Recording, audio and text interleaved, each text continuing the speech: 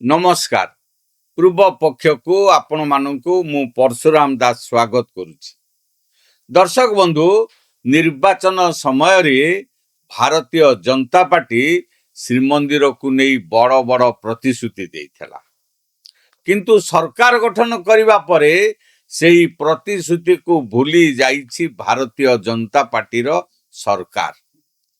छोट छुआ को लॉलीपॉप दे ठकिला भली प्रतिश्रुति को नुआ नुआ तारीख माध्यम रे बदलैबा आम राज्य राजनीति रे किछि नुआ कथा होई रही नाही।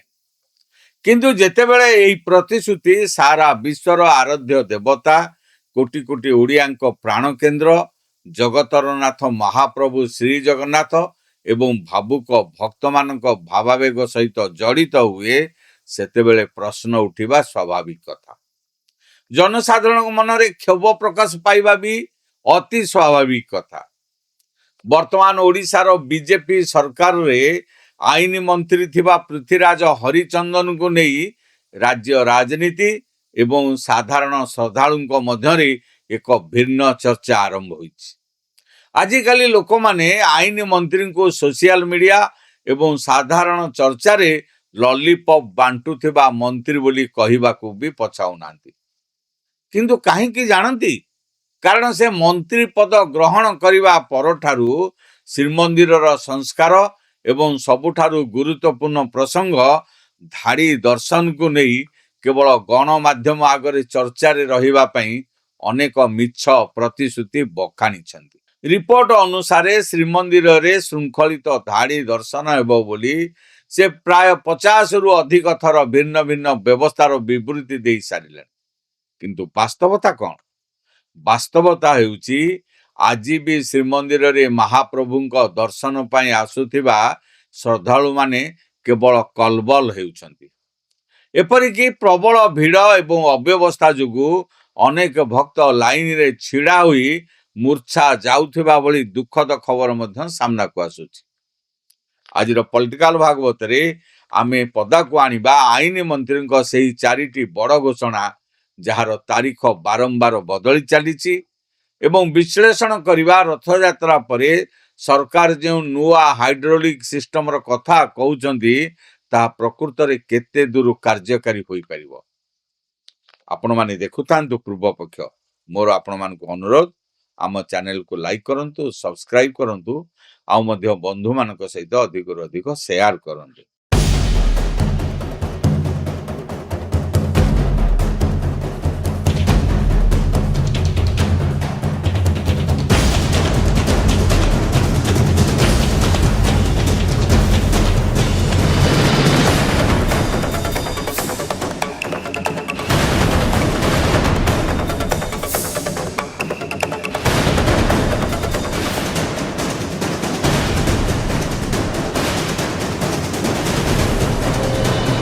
दर्शक बंधु, आसंतु प्रथमे नजर पकेबा आईन मंत्री से घोषणा गुड़िकर टाइमलाइन उपरे, जहाँ विगत दिन में केवल प्रतिश्रुतिर कागज भितर ही सीमित हो रही जाइछि। प्रथम घोषणा डिसेम्बर 2024 रे मंत्री प्रथम थर पई बड़ घोषणा करी कहिथिले जे 2025 जनवरी पहिला रु श्रीमंदिर रे परीक्षामूलक भाव धाड़ी दर्शन व्यवस्था आरंभ हेबो। याकू नुआ वर्षर भेटी बोली कुहागला, किंतु जनवरी 1 आसिला आउ चाली भी गला, व्यवस्था बदलिला नहीं। धाड़ी दर्शन स्वप्न रे रहीगला।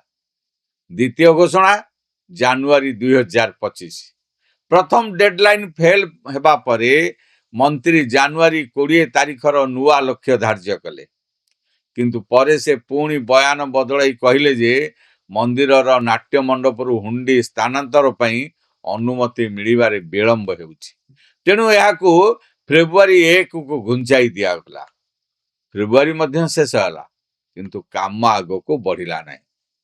तृतीय घोषणा अगस्त 2025। मास मास धरी कामटी संपूर्ण अटकी रहिबा परे अगस्त मासरे मंत्री पुणी थरे गणमाध्यम आगो को आसिले। एथर से कहिले श्रीमंदिर परिचालना कमिटी गठन सरिबा क्षणी सेप्टेम्बर 15 रु यही व्यवस्था निश्चित भाव कार्यकारी हेबो। ଏହି ତାରିଖ ମଧ୍ୟ କେବଳ ଏକ ମିଡିଆ ବିବୃତ୍ତି ହୋଇ ରହିଗଲା। ଆଉ ଚତୁର୍ଥ ଘୋଷଣା ସେପ୍ଟେମ୍ବର 2025ରେ ଯେତେବେଳେ ମୁଖ୍ୟମନ୍ତ୍ରୀ ମୋହନ ଚରଣ ମାଝୀ ନାଟ୍ୟ ମଣ୍ଡପରୁ ହୁଣ୍ଡି ହଟାଇବା ପ୍ରସ୍ତାବକୁ ସବୁଜ ସଂକେତ ଦେଲେ, ସେତେବେଳେ ଆଇନ ମନ୍ତ୍ରୀ ପୁଣି ଆଶ୍ୱାସନା ଦେଇ କହିଲେ ଯେ ଖୁବ୍ ଶୀଘ୍ର ଟ୍ରାଏଲ ରନ୍ ଆରମ୍ଭ ହେବ। ଶେଷ ଅପଡେଟ୍ ଏପ୍ରିଲ 2026। ଏପ୍ରିଲ ମଧ୍ୟଭାଗରେ ମନ୍ତ୍ରୀ ପୁଣି ଥରେ ଏକ ନୂଆ ତଥ୍ୟ ସାମ୍ନାକୁ ଆଣିଥିଲେ। ସେ କହିଥିଲେ ଯେ ଧାଡ଼ି ଦର୍ଶନ ସହିତ ଶ୍ରୀମନ୍ଦିରରେ ଏକ ସ୍ଲଟ୍ ବୁକିଂ ବ୍ୟବସ୍ଥା ମଧ୍ୟ ପରୀକ୍ଷାମୂଳକ ଭାବରେ ଆରମ୍ଭ କରାଯିବ।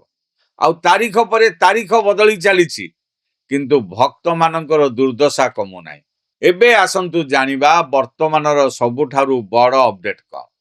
ଆଇନ ମନ୍ତ୍ରୀ ଏବେ ଦୃଢ଼ତାର ସହ କହିଛନ୍ତି ଯେ ଚଳିତ ବର୍ଷ ରଥଯାତ୍ରା ପରେ ମହାପ୍ରଭୁଙ୍କର ନୀଳାଦ୍ରି ବିଜେ ସରିବା କ୍ଷଣି ଶ୍ରୀମନ୍ଦିରରେ ଧାଡ଼ି ଦର୍ଶନ ବ୍ୟବସ୍ଥାକୁ ସମ୍ପୂର୍ଣ୍ଣ ରୂପେ ଲାଗୁ କରାଯିବ।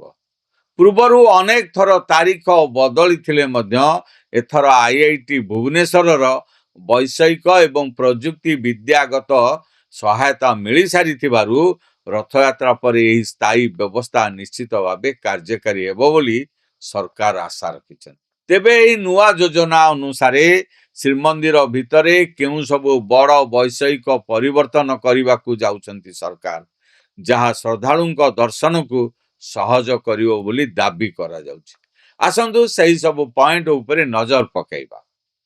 ସରକାରଙ୍କ ପ୍ରସ୍ତାବିତ ଯୋଜନା ଅନୁସାରେ ଶ୍ରୀମନ୍ଦିରରେ ଏହି ସବୁ ବଡ଼ ସଂସ୍କାର କରାଯିବ।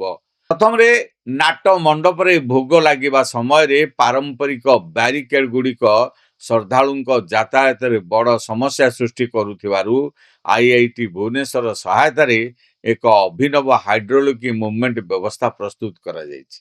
ଭୋଗ ଲାଗିବା ସମୟରେ ଏହି କାଠର ବିଶେଷ ଷ୍ଟ୍ରକ୍ଚର ବା ପ୍ଲାଟଫର୍ମ ଗୁଡ଼ିକ ସ୍ୱୟଂକ୍ରିୟ ଭାବେ ଉପରକୁ ଉଠିଯିବ ଏବଂ ଭୋଗ ସରିବା ପରେ ପୁଣି ସେଗୁଡ଼ିକ ତଳକୁ ଆସି ପୂର୍ବ ଭଳି ଯୋଡ଼ି ହୋଇଯିବ।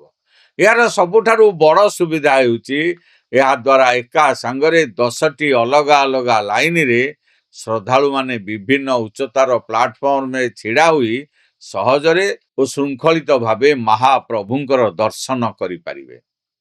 ଦ୍ୱିତୀୟତଃ, ଗରମ ଏବଂ ଅସହ୍ୟ ଗୁଳିଗୁଳି ଯୋଗୁଁ ଭକ୍ତମାନେ ଯେଉଁ କଷ୍ଟ ପାଉଛନ୍ତି, ସେଥିରୁ ଆଶ୍ୱସ୍ତ ହେବା ପାଇଁ ନାଟ୍ୟ ମଣ୍ଡପ ଅଞ୍ଚଳକୁ ସମ୍ପୂର୍ଣ୍ଣ ରୂପେ ଏୟାର କଣ୍ଡିସନ କରାଯିବା ପ୍ରକ୍ରିୟା ଆରମ୍ଭ ହୋଇଛି। ତୃତୀୟତଃ, ମହାପ୍ରଭୁଙ୍କର ଦୈନନ୍ଦିନ ନୀତିକାନ୍ତି ଏବଂ ଦର୍ଶନ ସମୟ ବା ନିର୍ଘଣ୍ଟ ବିଷୟରେ ଦେଶ ବିଦେଶର ଭକ୍ତମାନଙ୍କୁ ସଠିକ୍ ସମୟରେ ସୂଚନା ଦେବା ପାଇଁ ରାଜ୍ୟ ସରକାର ଏକ ସ୍ୱତନ୍ତ୍ର ୟୁଟ୍ୟୁବ ଚ୍ୟାନେଲ ଖୋଲିବାକୁ ଯାଉଛନ୍ତି।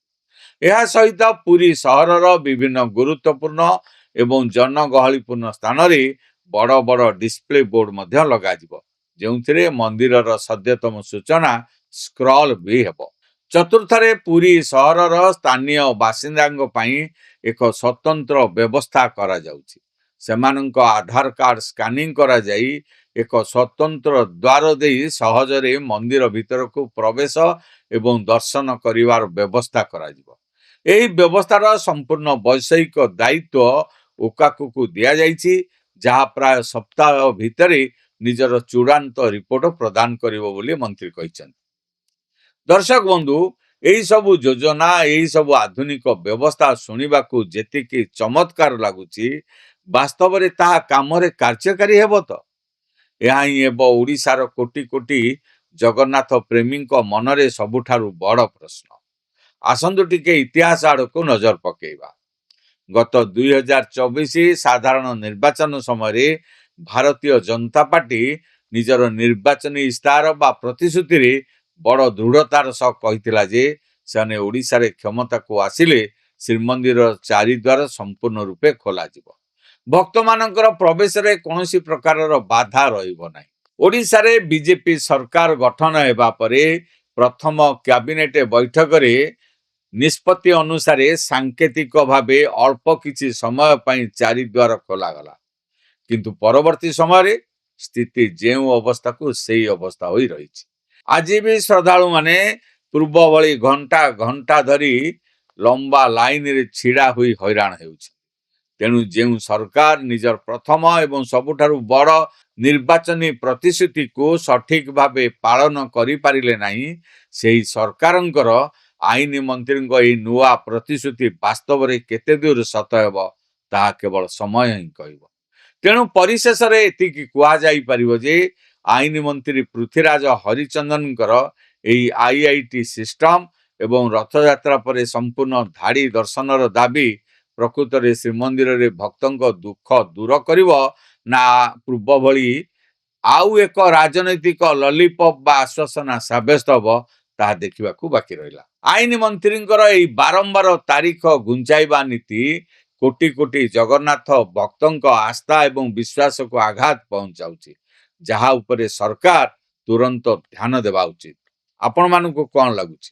ରଥଯାତ୍ରା ଏବଂ ନୀଳାଦ୍ରି ବିଜେ ପରେ ସରକାର କ'ଣ ସତରେ ଶ୍ରୀମନ୍ଦିରରେ ଏହି ସ୍ଥାୟୀ ଧାଡ଼ି ଦର୍ଶନ ବ୍ୟବସ୍ଥାକୁ ଲାଗୁ କରିପାରିବେ, ନା ପୁଣି ଥରେ କୌଣସି ବୈଷୟିକ ସମସ୍ୟାର ଆଳ ଦେଖାଇ ଏକ ନୂଆ ତାରିଖ ସାମ୍ନାକୁ ଆସିବ? ଆପଣଙ୍କର ଯାହା ବି ମତାମତ ରହିଛି ଆମକୁ ତଳେ ଥିବା କମେଣ୍ଟ ବକ୍ସରେ ନିଶ୍ଚୟ ଲେଖି ଜଣାନ୍ତୁ। ଏଇଠି ଶେଷ କରୁଛି ଆଜିର ପଲିଟିକାଲ ଭାଗବତ। ଯଦି ଭିଡ଼ିଓଟି ଭଲ ଲାଗିଥାଏ ତେବେ ଏହାକୁ ଲାଇକ୍ କରନ୍ତୁ, ବନ୍ଧୁମାନଙ୍କ ସହିତ ଅଧିକରୁ ଅଧିକ ସେୟାର କରନ୍ତୁ।